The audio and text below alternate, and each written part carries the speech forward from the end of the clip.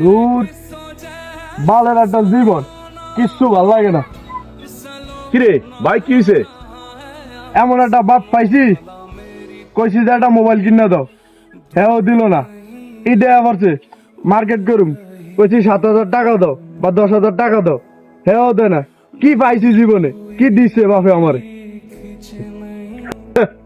আরে এটা নেই কথা, তুই আয় আমার কাছে, আমি বুঝিয়ে দেই।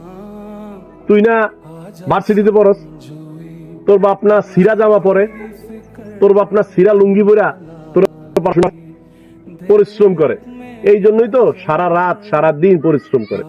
কি দেয় না তোর বাপ তোরে? যেগুলি পরস এগুলির দাম কত? সাইকেলটা এটাও তো লোন লয়ে তোরে কিনা দিছে, পরিশ্রম করে আর সেই টাকার কিস্তি দেয়। ও না, ভুলেই গেছে। এই তুই না যে ভার্সিটিতে পড়স, মাসে তার ওই ভার্সিটির বেতন কত? আরে ও যে ভার্সিটিতে পড়ে, এই বেতন মনে হয় 15 থেকে 20,000 টাকা আনুষঙ্গিক খরচ।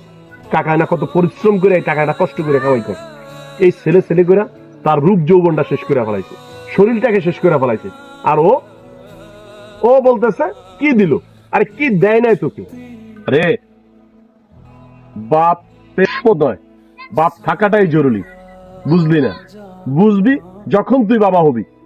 এখন তো সময়ের অপেক্ষা, আজ আর কাল তুই এক সময় বাবা হবি, তুই বুঝবি যে আসলে সন্তানের কি মর্ম। ভাই আপনি ঠিক বলছেন, আসলে এতদিন আমি বুঝি নাই, আমার ভুলে গেছে।